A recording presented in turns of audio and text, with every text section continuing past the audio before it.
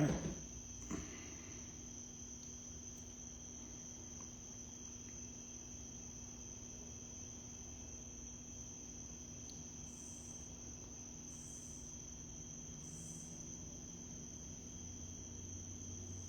Everybody, Jonathan's Reef, Dave Mullen, Jay Carey, Rick's fucking Reef. What's up? How you guys doing? Yeah, I'm not doing too bad myself. Let me see if I get Lewis in here with me. 1 second. How you guys doing tonight? Thought we'd come back with you guys another live stream. Talk about some stuff going on. Just waiting on Lewis here to join us. Corgy's Reef Child. Man, before I left Miami, went through all of that to get some, and I left it all at Phil's house. What's up, Reef Supreme? Jonathan's Reef. Greg, how you doing, sir? All right, let's see if I get everybody in here. Just waiting for Lewis, guys. I figured tonight we talk about some stuff going on. Some of the new products out. Talk about the Sky. Watched that live stream earlier from Book Reef Supply. It was pretty good. Pretty good description of the light and testing it. All the stuff everybody's been thinking about. Figured have Greg talk with Greg today about some hydro stuff, some more controller talk. Still leaning on what I'm going to purchase. And then once we get Lewis in here, we're going to have the Coral King on a little bit later, and he's going to show us some really expensive stuff. So it'll be pretty cool. Just talk about some of the controllers coming out, talk about some new lights that just came out everybody's been talking about, and get the Coral King on, show us some really expensive fish and corals, and talk about the high-end lifestyle of the hobby, so to speak. So I think it would be cool to have him on as well. So it was exactly what he expected from the Sky. Man, I don't know. What's up, Lewis? What is going on, Des? How you doing? Doing pretty good, sir. How you doing? Good, man. How's everything over there in Georgia, man? It's going well. It's going well. Good deal. Yeah, not too bad at all. So I was just letting everybody know that we're coming on tonight. I wanted to talk with everybody about the Neptune Sky, the new light that came out. I watched the live stream today that Both Reef Supply put out with all the information on it. And I figured we'd have Greg join us. He can go into the next version of that controller conversation we've been having, so that way I can kind of hurry up and pick one. And then kind of just get the Coral King. Hopefully he can come on, and I was thinking maybe we talk about the high-end lifestyle of the hobby, you know what I mean? Cool fish, cool corals. I think it'd be cool. So with that being said, Greg, would you buy if you didn't have the G4s? Yeah, I'm just getting versed on these Skies. I definitely knew since G. Carroll was joining, I did my homework and watched, like you said, that BRS stream, which was well done. It was pretty good, right? Yeah, considering I love the way they played it too, because it's like there's this business aspect layer now that they didn't have before. What's up, G? Good What's to see happening? you, bud. How you doing, sir?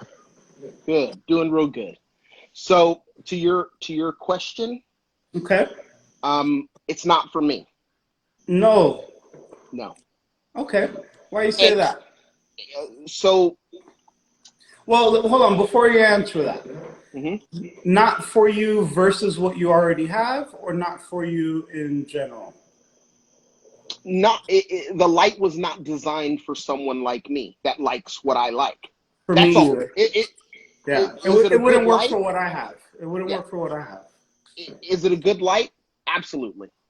It's 200 watts. I've said this all along from the beginning. What's up, DC? 200 watts of light is a lot of light to play with. Yep. So you're gonna get what you're gonna get out of it. You're playing with the big boys. You're not playing with the little boys anymore.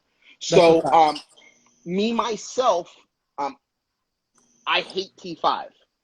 I hate looking at T5 tanks. I just do. And is it that flat yes. color you don't? Yeah. Yes, I want that contrast. I want that shimmer. There is no denying that T5s are one of the absolute best lights for growing coral. Yeah. But for me, it's not about that. It's about aesthetics. Okay. And I like to see what I like to see. Okay. I was a metal halide guy, not a T5 guy. So it's just not for me. I think it's a great option as far as for people who would like to see a T5 tank. Okay. It's a great option. I mean, I think when you look at it from an Instagram kind of standpoint, I think a lot of people are growing out corals. I think more people are growing out corals versus than people that are just general hobbyists, I think. So I think having that flat T5 look and energy going on in the tank, I think it's smart. Like, I'll be honest. It wouldn't work for what I have in my house, for either tank, for my frag tank or my nano tank. Right. But I do think if I had a big tank, the idea that I could use less lights, so cost, I was thinking about that cost-wise. When he was showing his tank, and he's like, oh, I have 4 of these on here, versus maybe he would have needed 6 radions. You know what I mean? To get that same spread, to get the same coverage. So right. in that, it's cost effective, I think. Mm-hmm. Just from Here's that. the problem: the data does not support that feeling. Okay. Well, he did say it gives you up to 36 inches, which is a pretty wide spot. The data suggests at 24 inches, it's got optimal. less spread than a Radion Gen 4. Okay. The par around the perimeter Mm-hmm. of a Gen 4's map is higher than the par on the perimeter around the sky. Now, is it much? No, it's like 50 points. It's nothing. There's enough there. There's enough there. Absolutely, but enough. There's enough there for with all of these lights that are 200 watts. So that's why I say I can't say one's better than the other. But what I can tell you is that around the perimeter of a 24-inch area, the Radion does a better job. Radion Gen 4 does a better job. There's no reason to even discuss the Gen 5 because the Gen 5, we all know, comparative to the Gen 4, is the spread king. Yeah. It's just if reality. you think about it too, though, a lot of people that had the Gen 4s wrote it out. They didn't switch immediately. That's correct. And a lot of us still are riding it out. I do prefer the color on the Gen 4. Now here's the color conversation. So I think the color conversation on lights. The other light you hate is Orphic, right? You're not a big Orphic guy. It has nothing to do with the light though. Okay. Per se, meaning does the light work? Yeah, it works. It's got a lot of par. For me, out of all of the lights I've tried, man, I've gotten the best color, like to my eye, out of the Orphics. Par-wise, all of that other stuff I can't really speak on. I never really par tested it by itself. Right. But I did par test the Orphics with T5s, and I was in the hundreds of, I was in the hundreds. Right. Even down on the sand, I was still at 100, 150. Right. And to me, it had the nicest blue color. But here's the thing. You weren't satisfied with them. I wasn't. You had to have the T5s also. Yeah. And that's my thing. I don't think the Radion is out there, is put on the market, and they're expecting you to have to supplement it. Okay. They give you what they give you, and I think the Sky is the same way, except if you really like shimmer, you're going to have to supplement the Sky. That's the other thing about it. Louis, I'm interested. It's interesting to think, what do you think as a person that you just watched the stream today? I've been watching it. Obviously, we know Greg knows all about this stuff. Louis is someone, you just watched the stream today. What do you think from your perspective as someone who's kind of coming into it on this stuff? I went into the Ecotech family right into the G5s. So my first experience was with G5, although my peers' experience, which I had to, get a lot of to make my decision, was all G4s at the time because I got it early on. And when I went into it, I went in with the intent of not switching over and not jumping over. It was an investment I was going into with no intent of switching over or looking into near future supplementals. Like if I was investing X amount, I was hoping I can get what I need out of it, as long as obviously I filled all the squares of, you know, diameters, parameters, Right. spread, and all that, which I felt like I hit my point. And I gotta admit that there's no reason at this point for me to switch over. I don't have a lot of experience with other brands. I was very loyal to the AI family for many years early on. That's actually, granted, and you know, that's what I've actually had the best experience lighting with, to be honest with you, was the Hydra 52. yeah. The biggest corals I ever grew came out of the Hydra 52 for sure.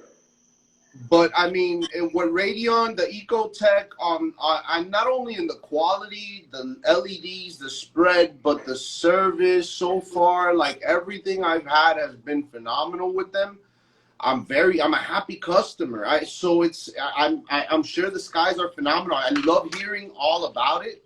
Because I love evolution. I love competition. I feel like, you know, Radion's in a very unique place in a competitive standpoint. Right. Rightfully so, they've delivered. So I'm just really right now sitting back listening, but I'm very happy with Ecotech. I don't really see a need to go anywhere right now for me personally. That's my take on it. Yeah. I mean, I think if I had a big tank and I was starting something brand new, it's essentially the same price as the Radion. I mean, it's the same thing. They're all the same prices. If you start counting pennies once you're at $800-900, it was never going to work anyways, right? Exactly. Yeah. So I think if I was starting a new tank, maybe. But I also have that need, and that's kind of why I wanted Greg on too. We were going to talk about the hydros thing. I don't know. I kind of feel that need that I need something that says Neptune on it. You know what I'm saying? Why is that? I don't know. I think I can answer that. Okay. Because the name Neptune is synonymous with high-end products. Yeah. With you know, it itches that geek in us, you know, that wants the tech stuff. The gratification of I got it. Absolutely, Yeah. absolutely. And hold on 1 second. Murphy's, let me answer some of this stuff. Murphy says, "What's the topic?" Murphy, we've got a couple topics. We just kind of bounce around, kind of like long format, kind of podcasting, just talking about stuff going on as the day goes on in the industry. A lot of people here in the comments there, it doesn't look like everyone is rushing out to sell it and to switch. You know what I mean? That's kind of the vibe I'm getting. I think everyone likes it and it looks cool, but I don't think everyone's going to sell their equipment to get it. Right. I like I said, I you know, it's 200-watt light. It's going to put out a lot of par. It's going to grow coral for sure. It's going to grow coral for sure. You will not. I just don't see anyone being disappointed when they get it. I think they're going to be very happy with it. The overall color to the eye is absolutely pleasing. Now, I have not seen it running a blue setting yet. That's what I haven't seen. I've only seen it running white. Yeah. So, you know, that's deceptive because, you know, to me, when I look at lighting, when you start playing with the sliders and things like that, sometimes you see stuff that you don't see. The other thing I can tell you is I took a still picture of the sky when it was on a tank over at Rap Orlando. I think it was Orlando. When I looked back at that picture, absolutely saw the hot spots. Yeah. Absolutely saw them. And that's the thing. The camera is measuring light that we can't even see. Yeah, it's showing up when you see it on the camera. camera. So in person, I didn't see any dim areas. The camera absolutely caught it. You know, Okay. and that's, you know, and just like the par meter, BRS's par meter caught the hot spot, caught the, you know, the low spot. I just don't think it's important as far as it's enough. It's there. It's still, What's up? it's still one of the top 3 lights. I just feel that way. What's your, that's a good question. What's your top 3 lights? What do you got? I got Radeon. Okay. I don't, so I think I have to put second behind the Radeon, probably the Sky. Now, mind you, I'm talking data based on what matters to me. Yeah. Okay. I got to put the Sky. You're saying you know it works. You know. Oh yeah. I got to put the Sky second. I said nice shirt. I got this from Arabian Reefer. This shirt. So looks good. So you know, when you're talking about a light, you know, there's other lights out there like the ATI. I can't speak on that. As far as the performance, I can tell you what I think. I think it's going to be behind the Sky in overall performance, but it might be close.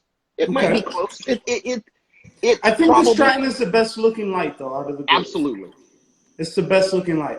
Absolutely. Do you know how big is the controller? Because there is a separate controller box for it, right? The Stratton. Yeah. I believe so. Yes. Because it's super thin up top, but the wires connect to a controller box elsewhere. Correct. I think, to me, man, that's a good-looking light. It's a good-looking light, but I will tell you this. Don't go into it thinking that it is going to have better spread and going to take down what I call the king of all lights, which is the Radeon Gen 5. Don't bet on it until the data comes out. Right. I agree. That's well put. That's well put. And that's because we've seen this same pattern with the Philips. Yes, sir. You know, and we've seen the same pattern with the Sky. They did not stack up in spread, even though that's what we were all expecting them to easily surpass the Radeon on. So I just don't see it happening with that ATI either. A lot of people are saying AI Prime. I would go for that as well, man. The AI Prime, I use that on my frag tank. And back to my previous, what I was saying earlier, the best light I ever had was the Hydra 52. And I had that light for years. I had the Hydra 26, the HDs, and I'm running a Prime now. I think for cost-wise as well, the AI Prime is a good one, man. Because there's some big tanks with multiple AI primes on them, and they're growing big body corals. So there's a big advantage that the AI Prime has over a lot of the other brands. There's only one brand that has the same thing, but you can redistribute power. Meaning, if you turn your whites down, you can turn your blues up even more. Yep. And I wish other companies would do that as well. And I kind of think Ecotech would do it, but they just don't have to. I don't actually use the feature, to be honest with you. But the fact is you get all the wattage you pay for. Yes. And I will say I have the Radeon on one tank, and then I have the AI on the other. Mm-hmm. To be fair, I do have the Pro. I don't know why I bought the Pros over the Blues when I turned all the whites off. But the blue on the AI is really, really nice. It's a nice deep blue. And I don't get that color with my Gen 5. Is it an Pro. HD? Yeah. Okay. And it has a really nice blue color to it. The original Hydras and Primes actually used the same LEDs as the Gen 4 Radeon, which is the Osram Deep Blue. And that LED, once the purchase was made, was quickly taken out of that light. And then next thing you know, the Gen 4 comes out. Right. And it's got those lights. And it's got those lights. Yeah, I mean, for It's me, a I like. beautiful I would look, so that's say. why I was I would say curious. the Radeon is my number one light. I'm happy with it. I'm happy I got it. I talked to you probably a year, 2 years Yep, back, I remember. and we had the conversation, and eventually I got one. And I'm Yeah. super. I like the way it looks. It looks really clean. It looks the mount. Everything is super good about it. Um, I don't mess with the settings. I'm not a settings guy. I pick one, and I don't really go back into the app. The MP10, I mess with that all the time. I changed that settings. I changed the flow on it. Earlier today, I made a schedule with a bunch of different settings. I mess with that all the time. Are But you the light, using Mobius? yeah, I'm on the Mobius app. Yep. So I drag them. I've been playing with that a lot. But the light settings itself, I'm not a big guy. I don't really mess with it. I pick one. I like it. Turn all the whites off, and I run it. Yeah. And that, it's kind of funny because that's kind of why I always kind of was weird about when it came to controllers and people were talking about, oh, well, Ecotech doesn't play nice with Neptune, and I want to be able to control my lights on my controller, and I'm like, yeah, I don't mess with my lights. I set them and that's it. Murph says everyone thinks it has to cost $1,000 to grow coral. It really doesn't, and that's what we're saying. I think you can get the job done with some AI primes. You can go on Reef to Reef and you can buy a bunch of $150 AI primes, and you're gonna do well. Even more, there's plenty of people out there with black boxes that have proven you can grow coral with Yep. black boxes. And I remember actually a few years back, I actually built a rapid LED fixture when that was popular. Mm-hmm. When the primes first came out and the 52s came out, and I don't know why it's not popular anymore. But the company Rapid LED, I went on there and for probably like $150, I built a legit light. I had a whole bunch of Cree LEDs on it. I had dimming. It took me a couple hours to make it, Yeah. and I ran that thing for a long time. Yeah, no, that's just it. Light isn't the most important part about growing coral. It's not. It's not. And It's and not. we That's the obsess easy over part. it. We obsess over it so much when we should focus more on just our water quality, making sure that Yep. everything stays copacetic there. So yeah, Murph is absolutely right there. All right. So the other reason I wanted you to come on today is because I've been having this ongoing conversation with Lewis and everyone that watches us here about controllers. I Okay. have a nano tank. I have a small frag tank, and it's something that's not really necessary for my system. I can easily run it without it. But I'm kind of at that point in my hobby where I want to have the next thing, right? I want to go to the next level and now have a controller on the Right. systems. Um, the biggest things I was talking about last time is for me is I really want auto water change. I really want to set that up. I want to drill a hole in the wall. I want it to just do it. If you look at Dev's Reef Dude, how he has it with the Versa pumps and it's coming all the way down from his basement, I want to say it is, all the way up to the tank, just with the two pumps. I love it, right? I also want auto testing, which is a big contributing factor for which type of controller I want to pick, right? Because I want to get the graphs on my phone. I want to be able to see it. And then the third part of it is I just want a thing. I don't need it necessarily, so to speak, but I don't want to change the water myself anymore, and I don't want to test the water. I want to be able to still check it on my own, but I want to have a good reference point that's consistent that I can see. Gotcha. I've been preaching, I've been saying Apex. I've been looking at it for the past 5 years, never ordered one. But when talking with you, you're saying go hydros. And that's the real reason we wanted you on tonight. Just so you can give some information from someone that's actually been using it for a while. So for me, I do have an Apex. Let's start there. I have a brand new one sitting in the box. I'm not a controller guy. So the last controller I had used was an actual aqua controller. I used that well through when the Apex was introduced. That's and right. when I tore that tank down, that's what it had. It had an aqua controller 2, which was the predecessor of the Apex. I did not like programming it. Okay? I didn't want to do that.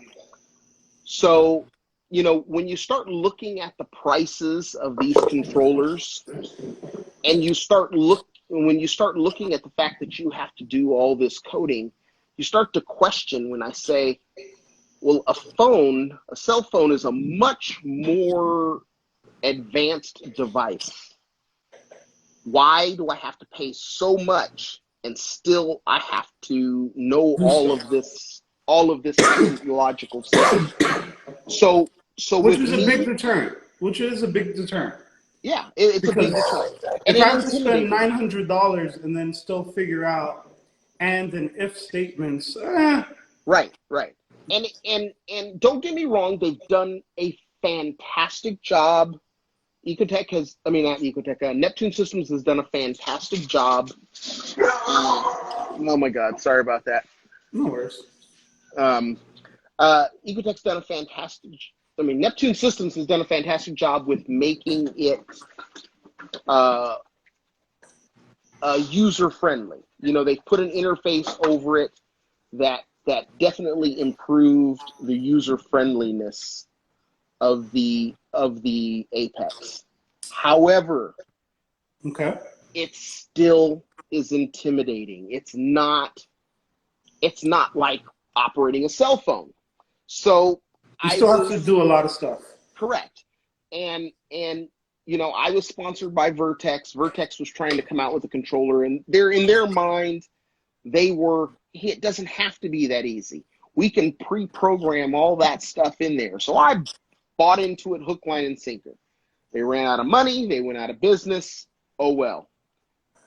So I'm sitting here looking at this Apex. Ugh. Got to plug it in. It's like the Arabian Reefer. 2 weeks ago, when I had him on, he opened his cabinet. He had all of this Apex gear. None of it was even plugged in. It's just sitting waiting. Yeah. Yeah. G, okay. Oh, I'm sorry, Greg. I don't know if you've heard our past combos where I'm very similar to kind of your history with the Apex. I have a very similar story and a very similar thought process behind that Apex, and I have mines laying around too. And kind of like Des, I've been a little wanting to kind of get back into it. I have the old hesitations that I still kind of had, but I kind of want to jump back in, even though I've been considering the high doors. I believe it is Hydro. Yeah. Hydro. Okay, I'm sorry. Yeah, I started watching some videos leading up to this and kind of listening more into it, and very interesting because it does seem like it eliminates a lot of the coding. I didn't expect to go into, and I think once you get into the Apex, like there's levels, like the entry level, it's fun. You get it's that new car smell. You get the new car smell, and it's really fantastic. But once you really want to tune in those key features and those redundancies and you know, then that's when it gets fun. Right. It gets fun. I mean, I'm being sarcastic, but you know where I'm coming from. So Right. it is very. But even when watching live streams like with Carlos and he's explaining it, with the hydros, I still feel like there's quite a bit of clicking you got to do. You don't have to type the code per se, but you do have to click. You do have to figure out all the different options. Yes and no. So let me explain it like this. Okay. So for instance, when I hook a sensor up, like when I hooked up the ATO, Yes, okay, sir. I plugged the two things into the controller. I went to the sensor. It said, you know, what are are you the trying? two things you plugged in for your ATO? Just your pump for your pump and for your Correct. water level sensor. The pump and the water level sensor. That's all that comes with the ATO. Now, they both plug in directly to the controller. They don't get power from the plug bar. Yeah. Okay? So they plug in directly to the controller, and all I did was select, okay, so my drive port, and it says, what are you connecting? I'm connecting the ATO pump. Then it asks your sense port. What are you connecting? I'm connecting the ATO level sensor. That was all I had to select, because I told it was an ATO, it knew exactly how to program it. It knew what to do. It knew that the pump was going to be derived from the ATO sensor. I didn't have to direct it and tell it, okay, so if the sensor is low, please turn this particular product on. I didn't have to tell it any of that. It just knew. So Carlos, unfortunately, when he does those videos, he goes much deeper. He goes into it. And he's doing that because he's also speaking to the Apex audience, which wants to custom tune things. Yeah, right. Which they is on don't that want level, to just so to leave speak. well enough alone. So it confuses the person like me, or myself, who just wants to plug it in and the stuff works. Yeah, I want to be able to plug it in and say, auto water change, click. So now let me tell you, let's get this out of the way right now. Okay. You can't do an auto water change with a hydros. Okay, that's at this moment. At this moment. And that's a big one for me, though. It's a big one for you. Dosing pumps are coming, but they're not out yet. But I can't. Can I connect other random dosing pumps to the? The key word is yet. Okay. Soon. Okay. Soon would be a good word. Yes, sir. Carlos won't ever say that. Right. Because they don't comment on things that aren't released yet. Yeah. That aren't done. Because I think everybody in technology knows that when you set a target date, that target date moves. And it's better off not to set someone up for disappointment. Well, look, Carl, well, I hold True Reef. He said he's speaking on Reef Pie. So I know what Reef Pie is, but I'm kind of at a point where I don't want a project. I don't want to make it. I don't want to build it. I don't want to solder things together, right? And that's kind of the vibe that Reef Pie gives me. And can I touch on something real quick? Go ahead. First, I want to thank everybody that's been touching and joining and talking. We've had a lot. There's a few points that I want to kind of touch on that were brought up. There was a lot of people while you were talking, Greg, that were kind of referring to, I have an IT background, or I have some type of technology background. And I mean, I think that's what this Reef experience is about, even though, Greg, you bring another layer to it because you're very in tune and we appreciate your input. But there, even within us, there's still layers of people that are going to relate to these pieces of equipment much differently on a person-to-person basis by your background. I mean, I am not a technology, even though I defend myself as much as I can. I think I'm in that beginner mode. So to your point, when you're opening these apexes, and I once again, there's levels on the financial side, but to me, that was a pretty big investment.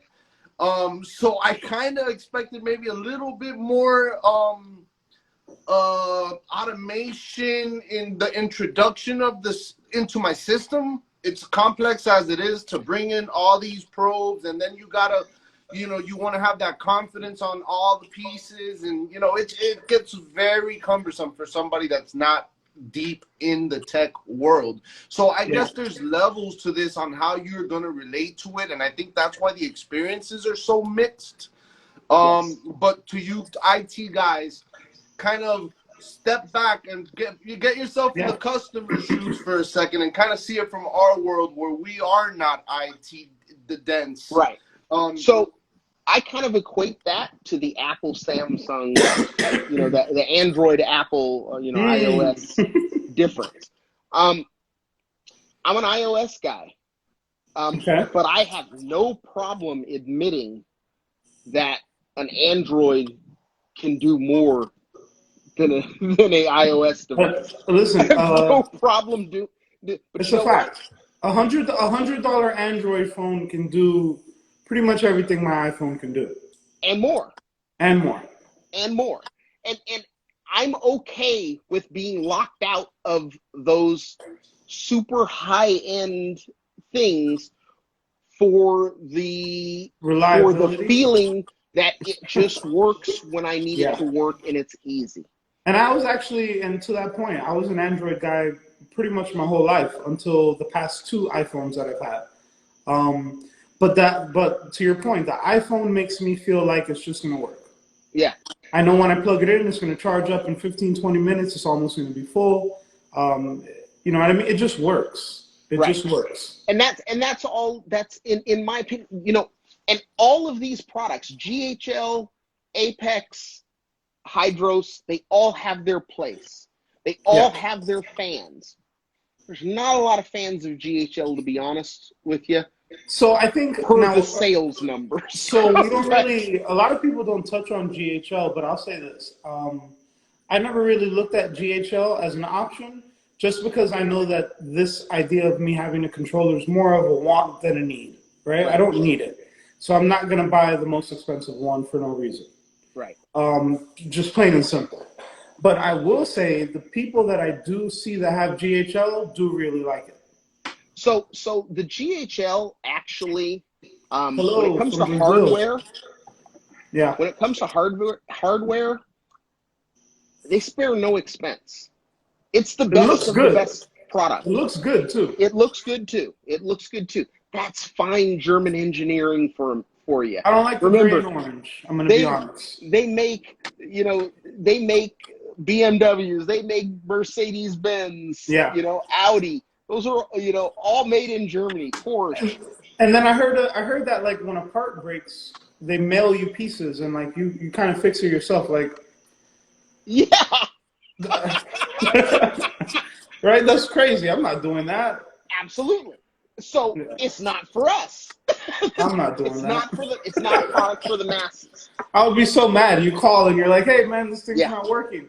And they're like, no problem, we're gonna ship it to you. And then it shows up and it's a bag full of screws and microchips. Exactly. And that's my problem with that company and the way that they do their business. I'm not a fan of that type of customer service. Yeah. So I would like to see them do better, but I can't. I don't have a dog in the hunt. But so you said no auto water change yet. Okay. Not yet. Not All yet. right. So then let's talk about by the end of the year for sure. So let's talk about the next thing I'm interested in, which is auto testing. Mm-hmm. The Trident. Although there are a lot of complaints on the Trident, I will say that as a person that's been researching this stuff lately, there's more than a little bit on the complaint side on the Trident. People complain about every single piece of, every part that's inside of the thing. But I do think it's stable and I do think it works and I do think it gives you a starting point. I do think it gives you something to look at, you know what I mean, on your phone and you can find some level of consistency, right? Right. So it works. I think it's really ugly. Like, I don't understand why it's shaped like that. Like, why didn't they just make it into a box? It makes no sense. So it's stupid. I don't know. Maybe I don't know if there's something in there that is the reason why. I guess it's the needles that draw. Nah, they're ugly, man. They're looking for products to not look like other people's products. He said it's a unicorn. That's what they call it, is the unicorn. It should have just been a little rectangle box, even if there was nothing in it. Like the original design, the guy who created the technology that they adapted for the Trident, it was a rectangular box looking almost exactly the same size as an Alcatronic. Okay, so then we go into talking about Focustronic products, right? Right. Yeah, Dosatronic, Alcatronic, Mastertronic. I really like that. I also really like the Reefbot. The Reefbot to me, I think, is the coolest looking one, right? Right, but the Mastertronic is I would call it an improved Reefbot. Here's my issue with that. For $600, I can test out calcium, magnesium for $600. If I go Focustronic, hold on one second. If I go Focustronic, I need $800 for the ALK. I think I need $600 for the Dosatronic, and then you're gonna need probably $1,000 for the Mastertronic. That's a lot of money versus, because that's gonna be my only option, I believe, if I run hydros. So yes, right now, yes, they work with the Focustronic products. Do you need the Dosatronic? Well, at the moment, yes, because there's no dosing pumps for the hydros. Mm-hmm. So, however, the Alkatronic does have a dosing pump that will correct your alkalinity. Which is what I want. Right. So the Alkatronic has that. It's built in. Yeah. If you're running a calcium reactor, it also will cut off your calcium reactor if your alkalinity is too high. It has that ability. So it's got some products in there that actually can do those things. As far as all the things that the Dosatronic test, I mean, not the Mastertronic test, none of those are things that I need on a daily basis. I think they all can be done weekly or even monthly. I do, right? And I don't. And again, I think the things we're talking about are wants. You know, they're not things we need. Right. Right. So I have all HANA testers. It's really not that hard. It takes a few minutes. I mean, I use a calcium reactor. I don't own a calcium test kit. I never have. I haven't. I can't remember. It's been probably 15 years since I bought a calcium test kit. Okay, because I'm dosing a balanced solution, which is the effluent. I don't find the need to test my calcium. You just dose based off your alk number, essentially. Correct. That's what I do. I dose based off of. I don't check calcium either. I mean, I'm not running a calcium reactor, but all of my dosing is done based off my alk number. Right. So I did purchase the Alkatronic. In other words, you're saying you don't need none of this stuff. So you don't need anything but alkalinity, in my opinion. However,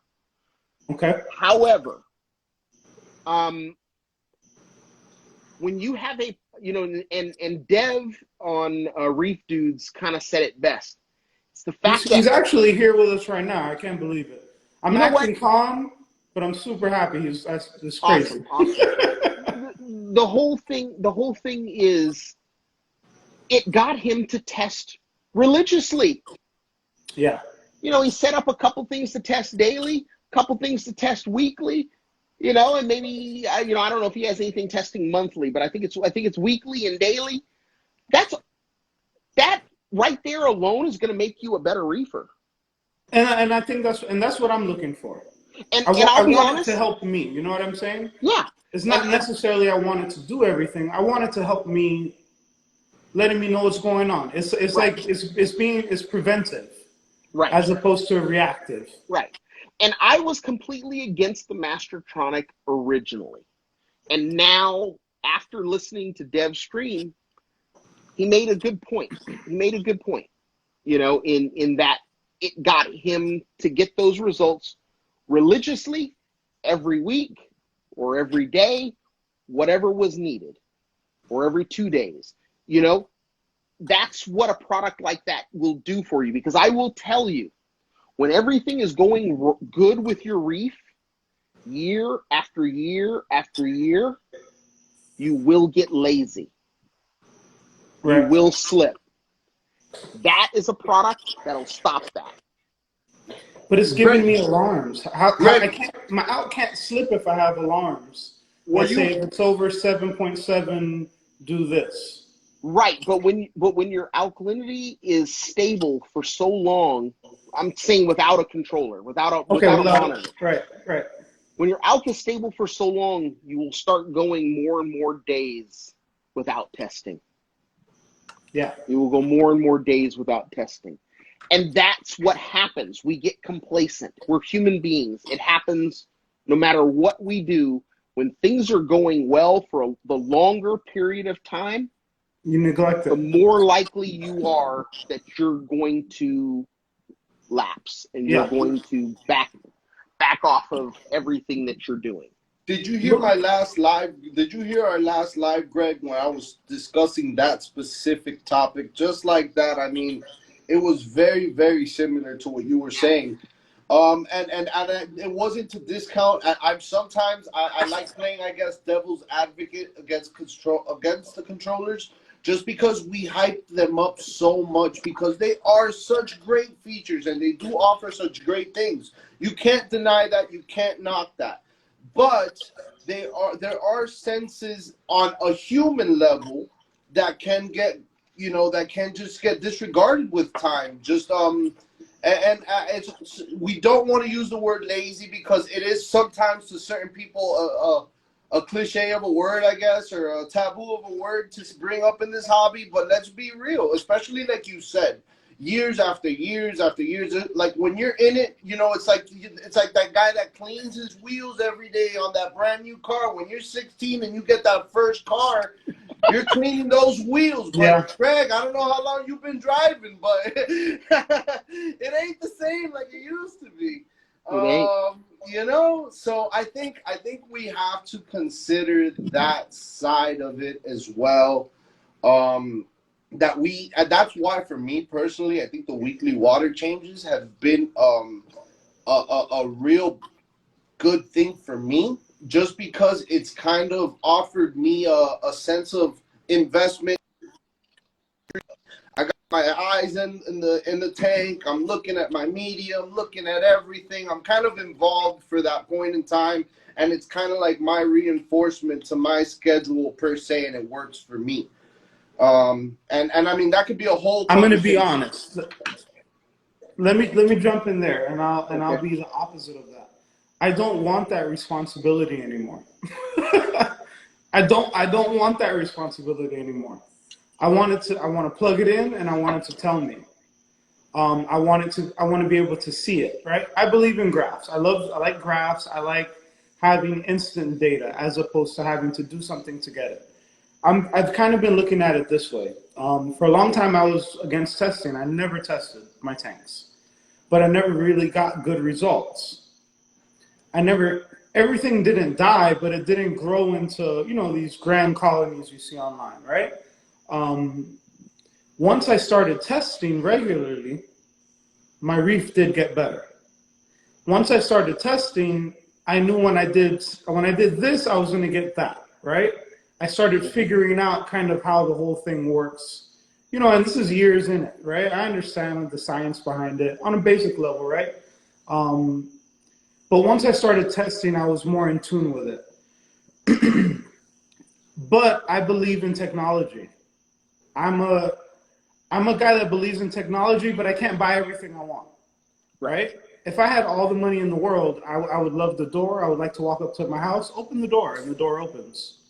Right? Turn on the lights. Right. When you see the commercials and they turn on the lights and all the lights turn on and music is playing, and I like the automation of it. Right. Because I just feel like I'm still invested in the system. So if I have something that's constantly monitoring it, then I feel like I'm at a preventive level.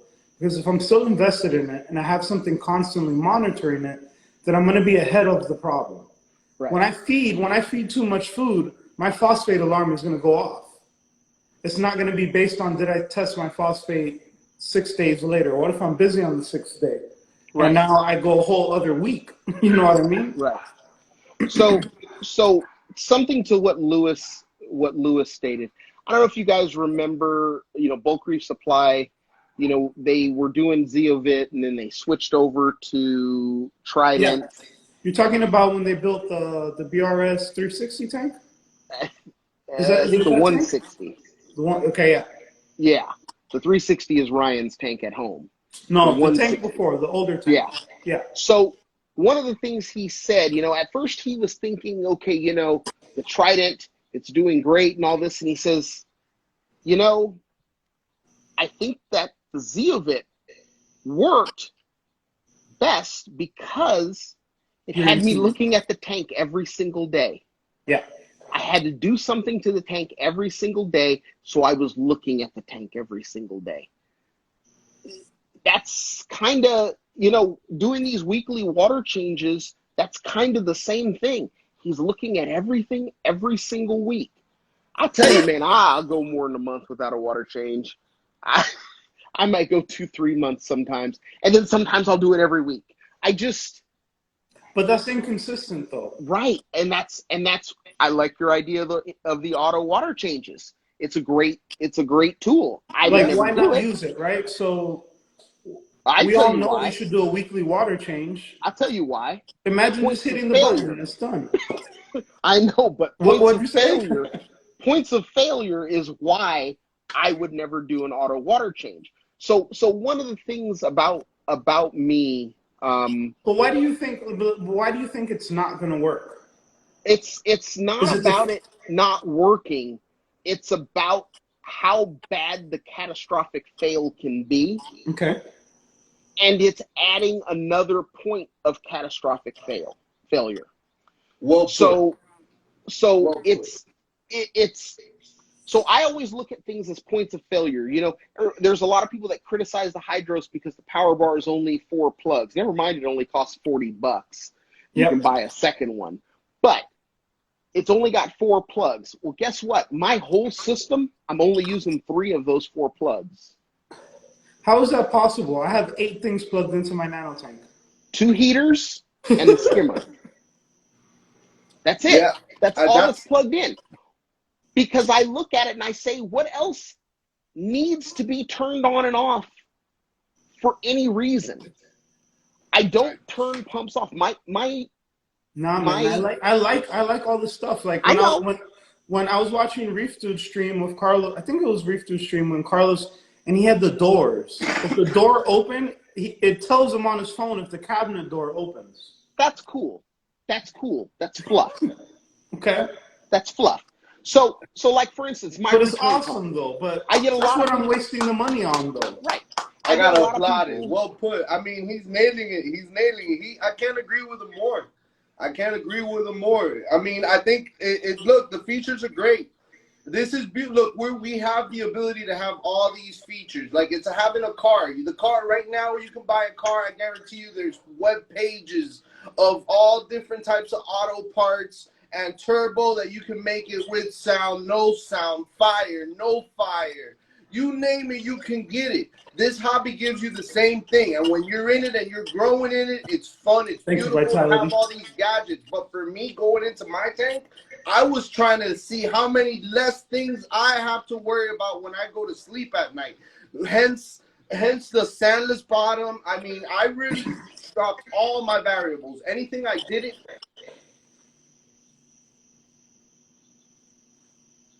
Oh, Louis, I lost your audio.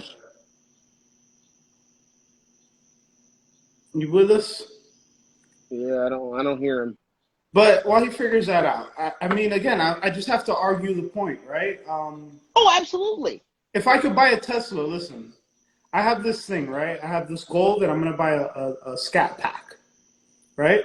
Because I watch these cars do donuts on the internet. Am I probably going to drive down the street and do a donut? I don't know, right? But it's cool. If I could afford a Tesla, I'm buying a Tesla all day. I want it to drive me to work. I want to get in the car. I want it to say hello. There's a little coffee in there. Right. And it takes me to work. So again, have you driven a Tesla? Huh? Have you driven a Tesla? I've never driven a Tesla, no. If you had, you may not want it to drive you to work. You may actually have fun driving it. Enjoying it, right? I see one at the light, and they're fast, right? So again, like you guys are saying, the redundancy part of it, yes, and there's the fail points, but I think from the core of it, you don't need it. I really truly believe we don't need it. So therefore, if I'm purchasing something I don't need, I want it to tell me that the door is open. So here's the thing, and that's you understand what I'm saying? Like I want absolutely. the features, I need the fluff. Absolutely, and those are okay. I don't have a problem with those kinds of features. But my first priority when it comes to things that matter, right, is reducing any chance. I want to get rid of points of failure. So, for instance, my return pump, It's plugged into the wall. It's got its own controller. Okay? Yeah. If I take that and put a controller in between it, I've added a point of failure. Because if the controller... I just feel like you're Hold coming on. at us. I feel like everyone, look, it's not a point of, there's many more But there's no positive reason points than the negative failure points, I think. Right, but there's no reason to turn it off when you're not at home. Right. Okay? There's no reason to turn your power your return pump off.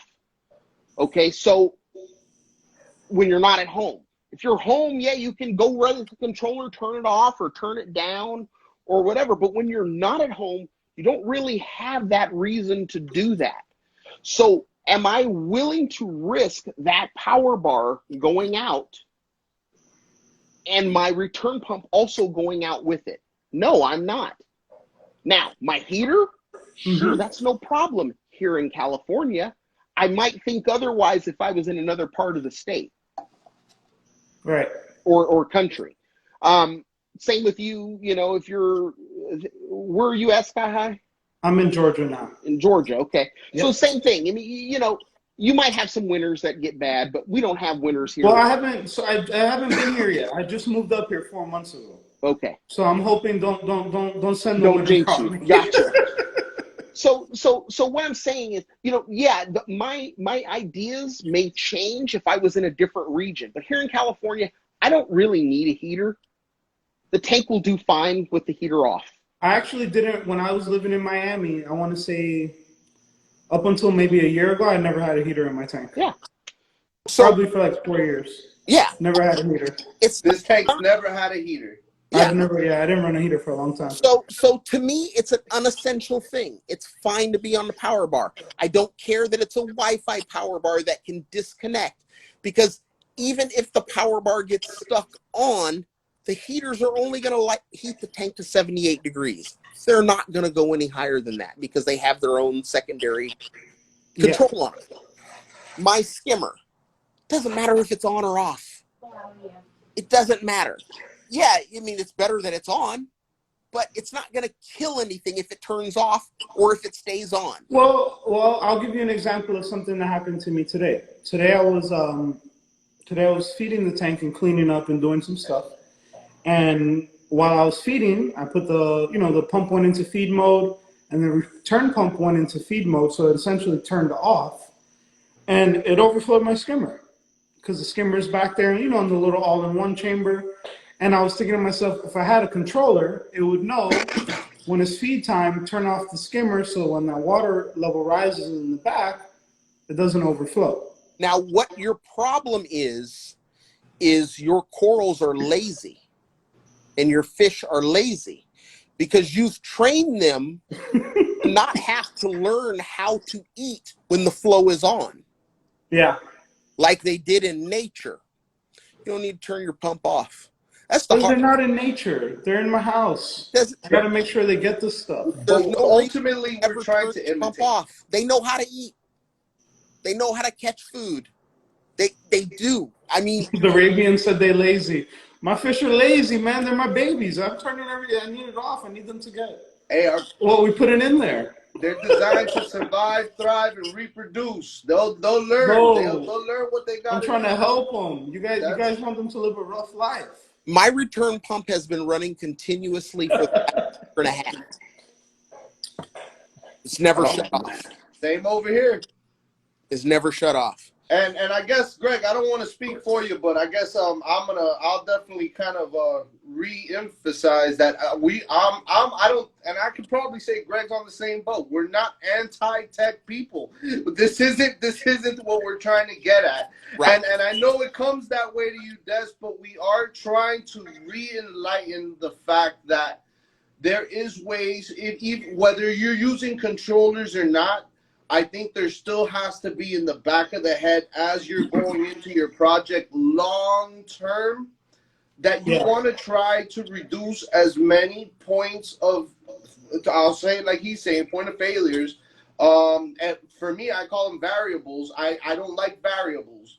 I And guess reduction of variables, things that can become out of our control at one point in time.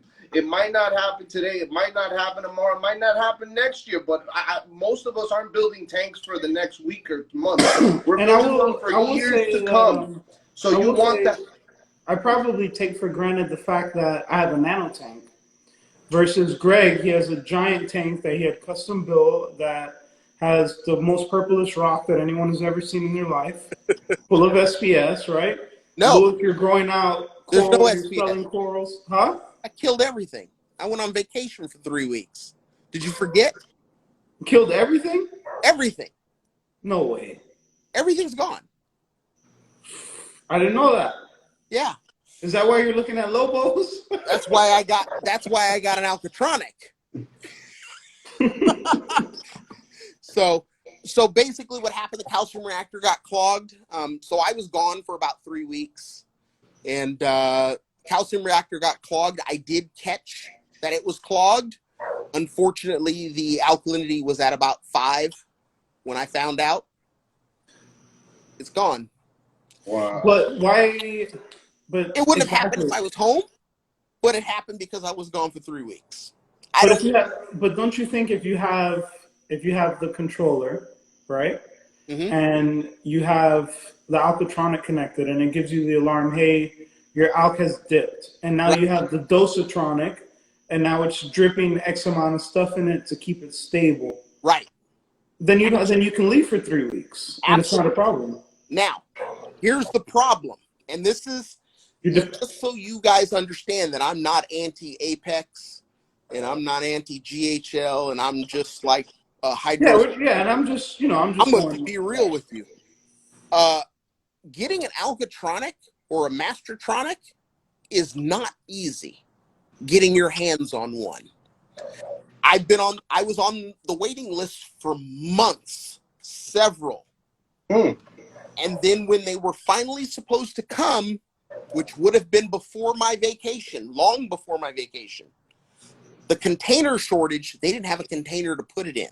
So it sat at the docks. Wow. Before it got here. So it's here now, as of last week. But it's too late, yeah. But it's too late.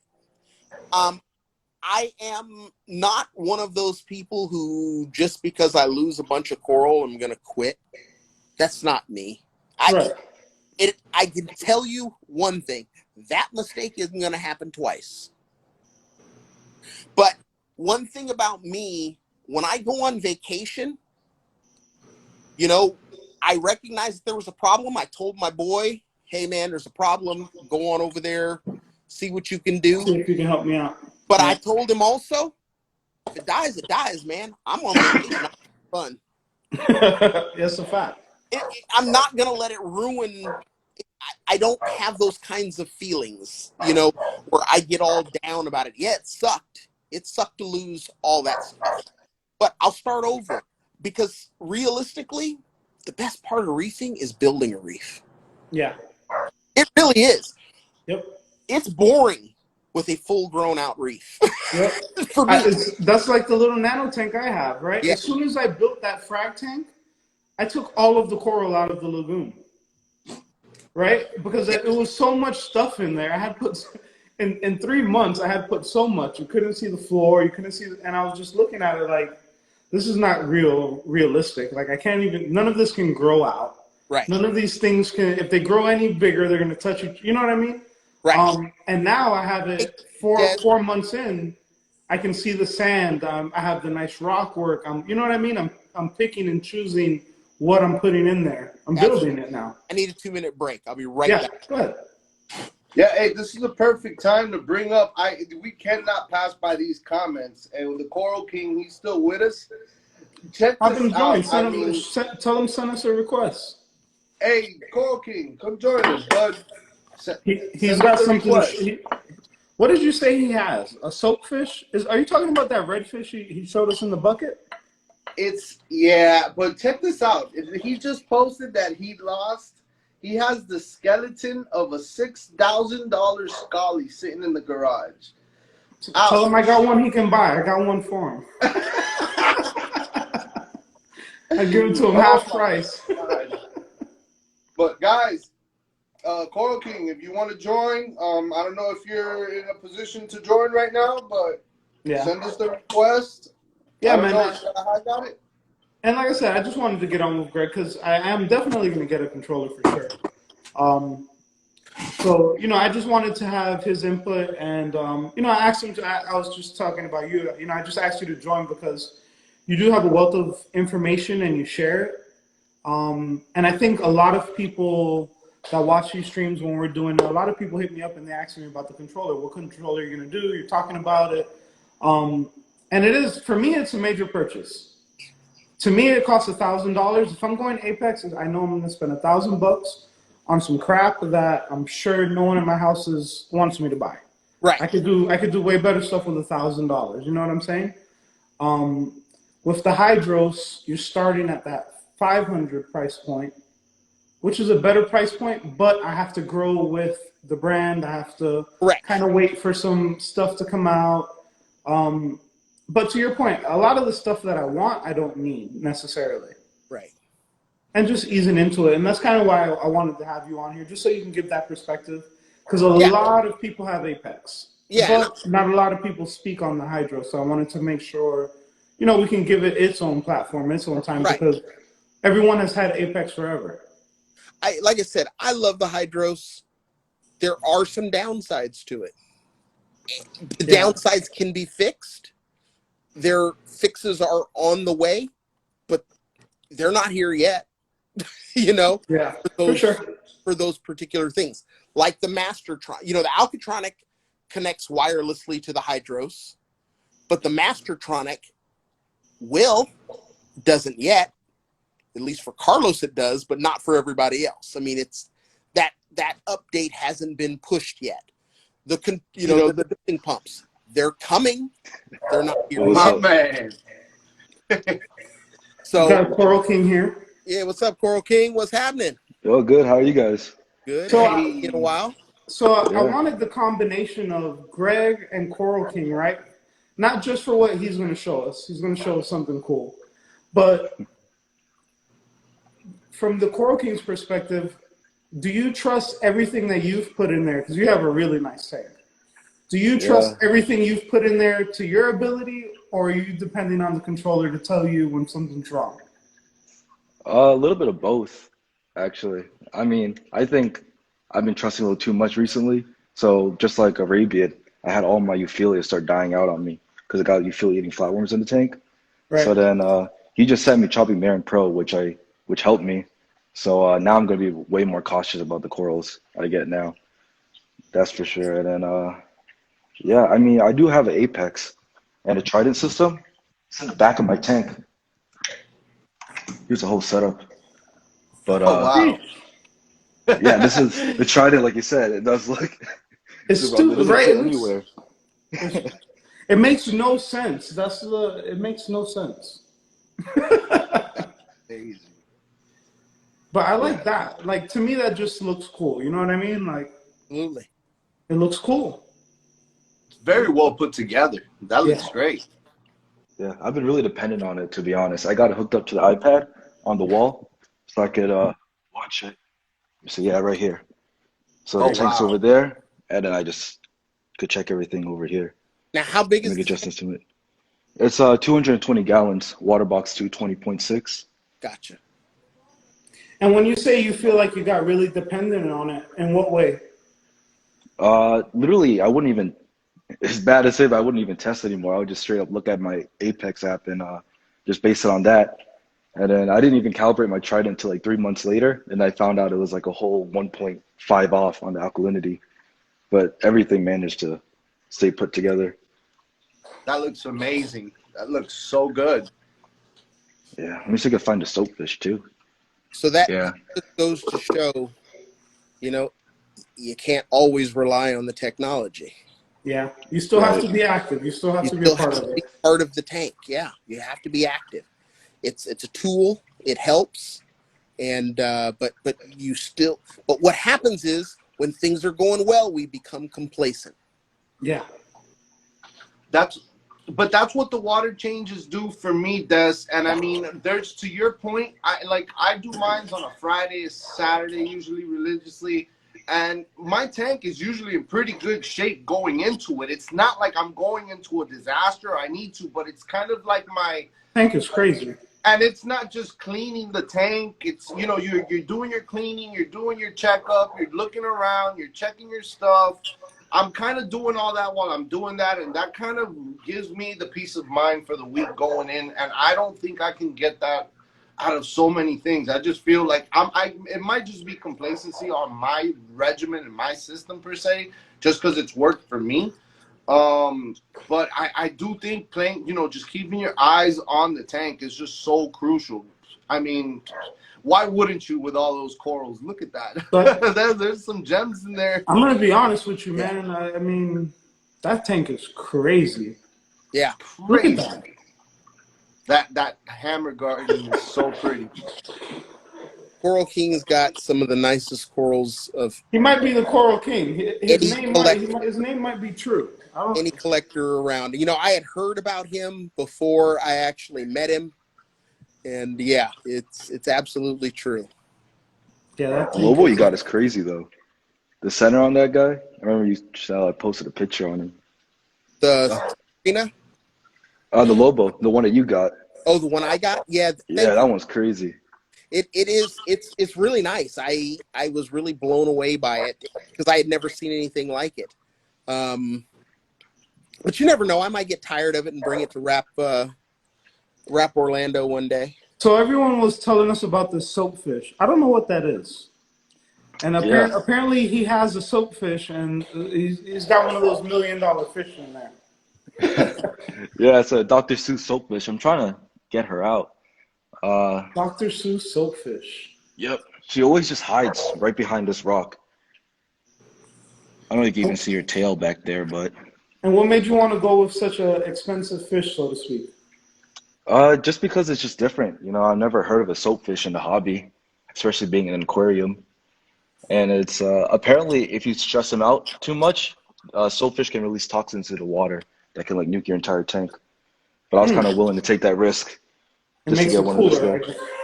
Yeah.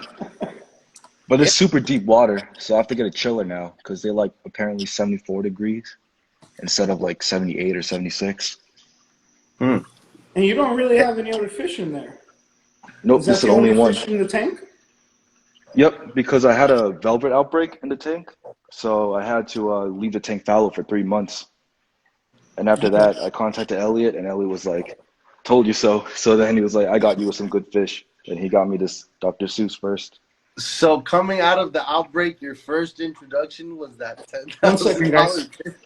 Yep, it's the Oh, Seuss, Dr. You're Seuss. the man.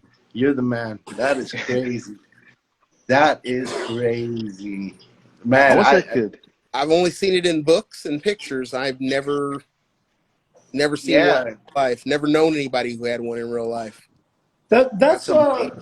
like I'm just being, I don't want to sound ignorant because I don't know what it is, but I'm pretty sure it's kind of red and white, kind of with like some stripes, right? It's kind of shaped like a little small like hogfish type of shape to it. Have you Yeah, ever right? seen like a candy basslet in person? Yes. I mean, It's kinda like personally, that. no, but I know what a candy basslet is. Yeah. It's like it has like a weird. It kind of like shines in blue light a little bit. It's kind of weird, honestly. It's actually more pink and purple, but it kind of does fluoresce like a tiny bit. I was reading that it creates that mucus layer every night before, like as it goes to bed. Have you seen that? Is that? Honestly, I can barely even find her. Like she always hides behind this rock. Exactly. So it's not even an open water, like it's not even swimming around. No. Apparently, saltwater fish are like deep water cave fish. There she is. Oh my God. Is that it See right it? there? Yeah, I Yep. see it. And it's in the back. How does that make you feel though? You brought up and it's hiding in the back. Yeah, I can't even see it. I just know I have Hey, it, but Hey, we're up to 60 people on this live right now with the Coral King showing us the soapfish. So I want to Got an ugly ask word. the Coral King because I think he's, we're all in different levels of the hobby, right? If you look at the 4 people that are here right here, right? What is it like? What is it like being like a collector like that? Like, what's the goal when you're collecting like that? Is it to just have the rarest of the rarest? Like, Yeah, honestly, how I view it is like if I have like a spot like right there on the Blasto Garden, I'm kind of like I really need to get that filled, and I just keep going until I physically can't fill so do you think it's a anymore. number? Do you think it's a number thing, or is it a really uniquest, the most rarest? Is that what you're looking for? I would say it's both. It's like me trying to fill up the gaps, but also not trying to settle for anything. So trying to Okay. like find crazy pieces to Do fill in you the gaps. yeah, do you and group them so I they can met grow Coral King. into like gardens? Uh, I do have like something like this. It is like my only grow out plate. Other than that, I don't really have a spot. I just kind of throw them wherever they could touch each other, and I don't know. Hopefully, something nice will come out of it. But I Yeah, But have like, he has a he look, Des, I'm glad you brought up that question. That was a good question to ask him. I think a lot of people are probably curious on it, but when I met him, and I think that's one thing that I'm seeing more and more in the hobby, I think Coral King definitely takes it to a whole nother level. But for me, even outside of this hobby, before me and my wife, we used to do a lot of like couponing, and there was this hunt that would come behind it, and we would go to the stores, and we would have to find, and it was fun. But we enjoyed it. We truly were enjoying it. Like watching him do it, you could tell he's enjoying the hunt. He's truly enjoying the hunt, which is a beautiful part of the hobby. There's a lot of things out there that are, I mean, even though there's tons of named beauties out there, there's so many things still yet to be found, yet to evolve, that's just sitting somewhere, and it's somebody like him that's going to run around and find it, Yeah. you know? Um, Let me tell you something about Alan. Alan sits back and has other people hunting for him. Right. that's That's I also know cool that though. for a fact. That's Must cool be though. nice. Must be But let me nice. ask, what do you do with it? So, because once you fill all the gaps, right, then it becomes a question of, well, which blasto is the best blasto, right? So right. then, what do Yeah. you do with the blastos that you don't want? Are you a trader? Or like, do you sell them, I or do you have haven't a frag sold tank? or traded like a single coral yet, believe it or not. Like as much as I get, So I you're the somehow have not hoarder. gotten to He's that the point. hoarder reefer. Right. He's Yeah, I filled. have like 3 other tanks where I just throw the extra stock in there. Like I just got 3 Bower Bankies, but I have no space in here for any Bower Bankies. It's just Acans and Blastos, so I literally threw it in my biocube, Contractor which is in just that as a room. tank. That's cool. So That's pretty amazing, man. yeah, thank you. I'll say That's that. crazy. I mean, it would be hard to recreate it. I mean, and you got your name inside of it. How do you find, how difficult is it to have a mixed reef like that, Mixed reef. parameter wise? I don't know if I would consider it mixed reef, just because I feel like all the LPS and softies, they all kind of like the high nitrates and phosphates Okay. I've been putting here. So at first I did want it to be like an SPS on top where the torches were, and then an LPS on the bottom. But then it just got, I don't know, I just started getting a torch, and then it just kept going and going, and I couldn't stop. So now there's no room to make a proper mixed reef anymore. That's Like I really just good. left it. And do you do a tank bill on reef to reef or anything like that? I actually don't use reef to reef. I just find it too confusing. I tried it once. I went on there and I was like, I have no idea how to navigate through this website. So then I Greg, just they kind would of love stuck to him on reef Instagram. to reef. Yeah, Yeah, it's a pretty good looking tank there. thank you. And how long have you had it? It's not even a year old yet. I would say it's probably just a little bit over half a year, so like 7 months old. And do you do a lot of the maintenance, or do you have someone coming out to help you out with it? I do all the maintenance just by myself, and then when I'm away at college and I have the family helping me out doing it, But then worldwide corals, they would come down like once in a while to do like big stuff. Like when I had the fish outbreak, I had them come down and take the fish for me because they wanted to get my like crosshatch triggers and stuff. So they actually came down and took my crosshatch triggers and they put it in their display tank, which is behind the counter right now. So it's just big stuff like that is when like people like worldwide would come down. But other than that, I do all the maintenance and water changes and everything myself. Nice. What does your family think about this? Do they think you're going crazy or what? Yeah, I mean, my family actually used to own like reef tanks and stuff, but Okay. they would look pretty ugly. It would be like aptasia everywhere and green hair algae. So then they would always give up and toss it away. And then I said, like during COVID, I was like, let me get a shot at it. So then they're like, it's gonna be really tough, but I was like, I could try it. So then I got my BioCube. It looked really good, and they gave me the green light, and they're like, okay, we could have one. So then that's So why I you had got a one. Like, BioCube and you got the green light. yeah. Nice. So I just decided to go all out. It's What very lights well are you done. running? I run 4 King of all XR30 lights. G5. King of all the- lights. Yeah, the Radeon XR I s- 30s G5 Blues, and then I also have the T5 hybrid, but I don't use the T5s just because they put out way too much power. So I used to use my T5 fixture just to hold up the lights. Right? That was its Yeah. sole purpose. I never turned it on once I got the Radeons. Yeah, same thing right here. This whole fixture just holds the Radeons basically. Yep. That's That's a what I had beautiful on my tank. tank, my old tank. It looks really well. It's very well done. How do you think it's going to grow out? I have no idea because I don't think I've ever seen anyone put. I always see people online when they post their tanks, they got like one frag and then it grows out to a colony. But I literally made colonies out of frags. I kind of put like so many frags together. I have no idea what it's gonna look like. It's That'd gonna be look really great. cool. It's a lot of color. Skittles, just spilled all over the place. Yeah, I just sprinkled everywhere. Yeah. So when they hit each other, I have no idea what they're gonna do. And have you had a lot of losses due to like coral warfare, so to speak? Yes, like even my Ghani's, like the maze ball down there. I remember I was talking to Reese about it, and then he was trying to get me another one, but then it just made a bounce back. But I didn't know Ghani's could sting each other. I always thought they could always like be next to each other. So then I actually had like a lot of my Ghani's die because I put them next to each other like this. So I just started spacing them out. But even my torches, they would like reach down sometimes and hit some of my Blastos. Egg cans and chalices here. So surprisingly, this plate does not sting this trachea, and this hammer doesn't sting this chalice for some reason. So I've just been getting lucky. Even this pectina would go underneath the lip of this trachea and wouldn't sting each other. But I have lost quite a bit to coral warfare. I mean, they're definitely going to start getting big at some point.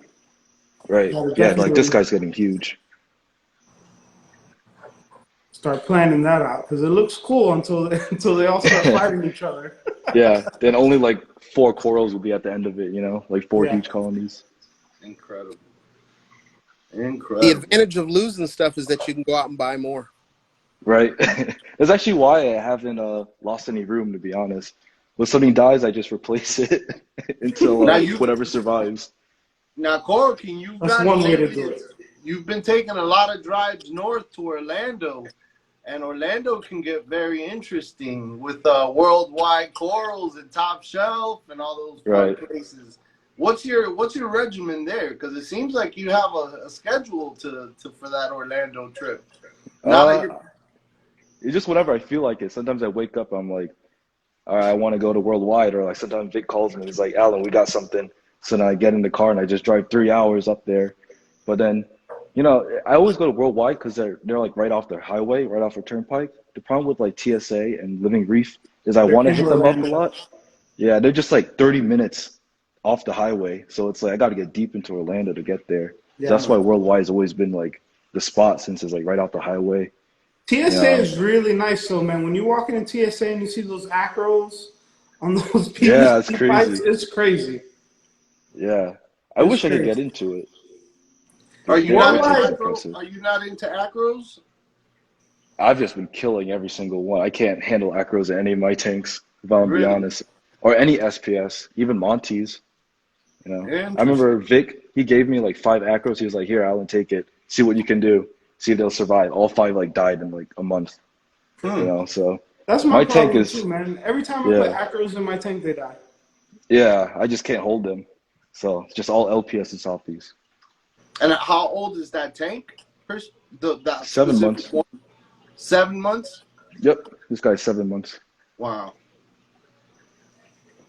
It's That's gonna look great. really good in a year from now. When that tank is like 2 years old and you finally narrow down what it is you want to grow out and they start really taking up the space, it's gonna be real nice. That's for sure. Yeah.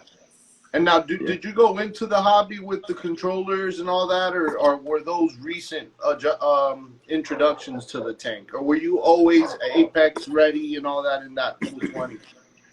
For this tank, I did like all the research, watching BRS videos and everything. So this one, I planned like way Yep, ahead, yep. getting the Apex and getting the Trident and stuff. But how I learned all of it was from this BioCube. This is my first reef tank right here.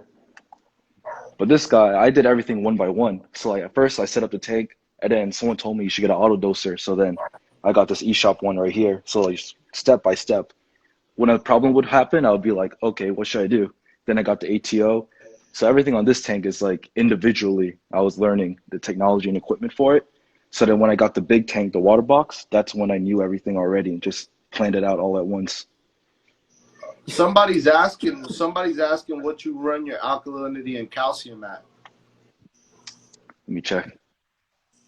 Yeah, it Let's says see. let me check. That's what I want. You know, There it is. This is let me as check. close as I'm gonna get Absolutely. to it. It's like 8.8 alk, 464 calcium. I don't know how accurate it is, but But is it consistent, you would say, in your experience? yeah, it's consistent. If it's like a whole one off, like one DKH off, then it's gonna be one DKH off pretty consistently every time it tests. Greg, how often do you come across tanks like this? Never. Never. I mean, when we're talking, he's a collector. So okay, so like a friend of mine is Reef Raft USA, Tony. Yep. Tony's got a collection of collectors' corals. I mean, but he's also in the business of selling them. But when it comes to LPS, these are, I've never seen a collection like Alan's. Just not all in one spot in such a contained. I mean, you go to Worldwide Corals, it's kind of overwhelming. There's just so much coral there. Yeah. They see something and then you can't find it, trying to find it to go back to it. I mean, there's just so much coral there. It's almost unimaginable. But Alan's got all this stuff in a 6-foot location. Yeah. Right. And it's a sprinkle of all of the very best, corals you could ever find. I was fortunate enough to be on the Worldwide Corals trip when they found that Cinerina that he uses for his avatar. And do you think the fact that worldwide corals are really aquacultured allows someone who just start up a tank like this and it's successful? The way they grow them out and have them, so to speak? Alan gets the stuff before it gets aquacultured. Okay. They called him from the car here in California. Like, we got it. No, people don't have those kind of connections. The average hobbyist, the average high-end hobbyist doesn't have that kind of connection to where the person buying the corals is going to call you and tell you, hey, I got something you're going to want to see. He has that connection. And when you're receiving them, are you doing the whole dipping? Like, what is your regimen when you're receiving these corals, when you're bringing them home? Honestly, they look kind of funky. Then I would just Coral RX it. But other than that, I just kind of put them in the BioCube, watch it for a bit, and then put it in the water box. Yeah, I kind of use the BioCube as like the Quarantine. the first layer of defense, That way you can actually see if anything's going on with it immediately. Right. Yeah, there's still something slipped through. And for the most part, you're buying from pretty reputable places. I mean, Worldwide Corals. and a lot of people, you know, they definitely question like the price points and stuff of some of these places. But sometimes you know you pay for what you get, and with corals, especially if somebody like his tank, where one coral can be the determining factor of everything else inside. You want that peace of mind on a purchase to purchase basis. It's not just, you know, you definitely want to every time you're dropping something in your tank. And I mean, obviously, there's no comparison to the collectors that not just the Coral King, but there's a lot of them out there across the world, you know, just I very. think Phil is like that. I always looked at, there's someone in Miami local named Phil who, you know, the first time I went to his house, it was the most amazing tanks I had ever seen. And then 100%. he had this huge lagoon tank, and I literally watched it from when it started off with just a couple rocks, and then I watched him collect. You know what I mean? There's a difference between buying corals and I'm gonna grow it out and I'm gonna make a frag, but I watched him collect corals, and that tank a year later is one of the craziest tanks I've ever seen. He has mangroves. He has corals that grow on the roots of the mangroves. Like it's a beautiful thing to see. You know, just a collector. I call him a hoarder, right? Because he'll give you whatever you want, but then there's just a lot of it that's never leaving his house. You know what I mean? Yeah, and that's the beauty of this. And I mean, look, we're at an hour and 30 minutes already, so I guess we'll start kind of winding down. But Yeah, I mean, Greg brought up a great point earlier on, which was one of the best parts is building the reef. I mean, you know, and it's always a moving, for me at least, and I think for most of us, I can say it's a moving target. It's a never-ending canvas of art that we're constantly trying to switch over, trying to find the best pieces of color to introduce to our tanks. You know, the collector, I think we're all in a sense of collectors. There's levels to everything. there's levels. And it's nice to see them, and it's inspirational at some point just to see those tanks and that level where we are today in the hobby. That somebody, you know, and even though he has background from his family and stuff, he's fairly new in the hobby, and look what he's been able to accomplish. He's using the technology. He's using the technology, but he's also, you know, I will tell you, he said it. He goes back and he refers to information. You have to be a sponge of information in this hobby. That doesn't go for a person 7 months, because I know people that are 12, 15 years in and are still hard as a rock when it comes to taking on info. You can't be that person. Whether you're a month in or 20 years in, you should be open to info, willing to learn, and there's always ways to improve and better, whether your regimen matches the masses or not.